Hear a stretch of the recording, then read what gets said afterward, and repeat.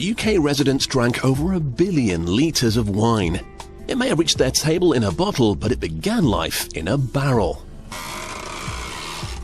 At this traditional German barrel manufacturer, they're making one that can hold about 225 litres.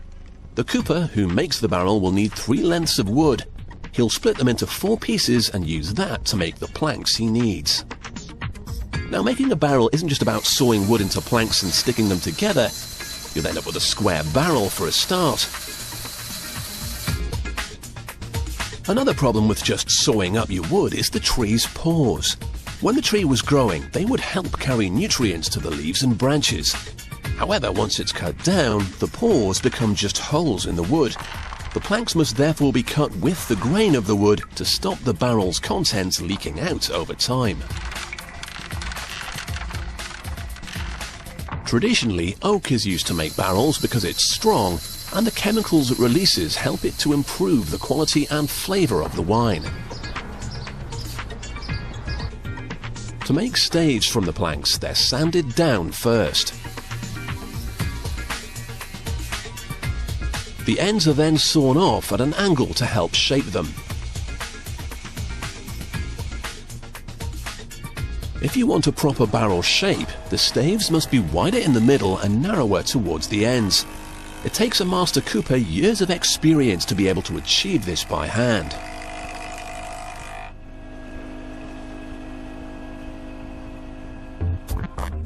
Now, although they're not all exactly the same, traditional wine barrels have a diameter of 56 centimeters. To get this right, the cooper must use between 25 and 30 staves. But as they're all slightly different, he has to keep trying until he gets the right combination, which can be a little bit hit and miss. When he's got the ones he needs, he'll attach 2 of them to a metal hoop. They'll form the structure to which all the others will be added. Once the last one is ready to be put in, the hoop can be tightened up.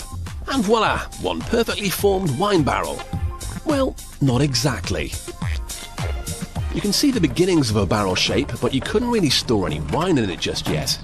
First, the staves need to be bent. The cooper lights a small fire in the center of the barrel and the staves are brushed with water. This combination of the heat and the humidity makes the wood flexible, so we can bend it. But it's not just a case of bending them in by hand. A large vise is attached and slowly tightened up. It's very, very slow.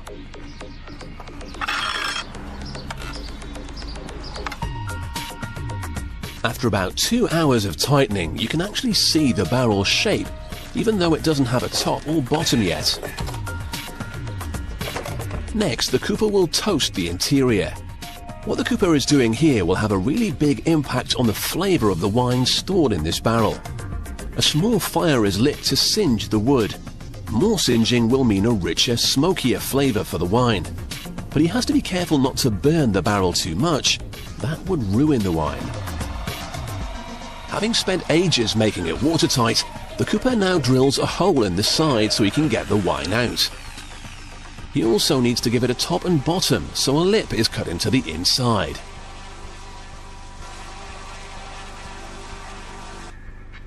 The cooper then measures out the diameter using a pair of compasses. He can then transfer the size to the boards he's using to make the bottom with.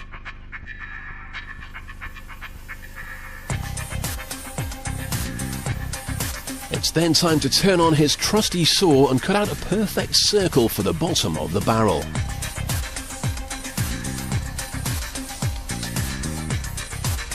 To fit it, the hoops that have been holding it together have had to be removed. He inserts the disc and then replaces the hoops and tightens it all up again.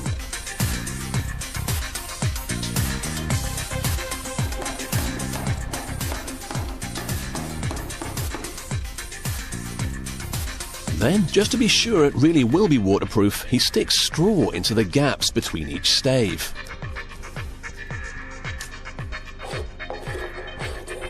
Now he's got the barrel into shape, but it still looks a little bit shabby round the edges, so the cooper can now give it a bit of a makeover. Sanding down the exterior used to be done by hand, but it was long, slow and very hard work. The modern Cooper is far smarter. He gets his assistant to do the work, using a machine to spin the barrel for him. First he planes down the wood, watching out for enormous splinters as he goes. And the barrel is then given the once-over with some fine sandpaper to finish it. All that remains is for the barrel to be fitted with some fresh steel hoops. The Cooper marks up the steel and cuts it on his custom guillotine. He then splays the steel so that it's tight against the barrel and gets the best grip possible. It's then all riveted together for strength.